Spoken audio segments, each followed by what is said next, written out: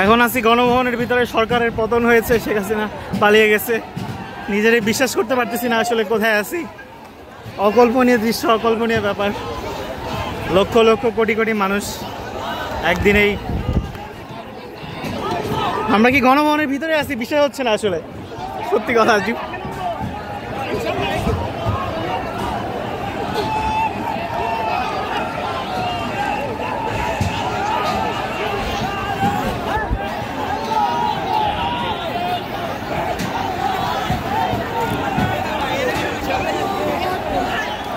মানুষ উল্লাস করতেছে।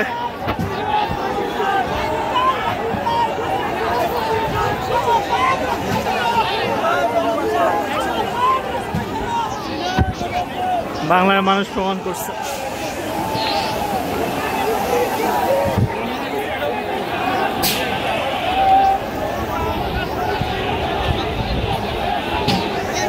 হাসিনা কই থাকে ভাই? হাসিনা থাকে কোন দিকে?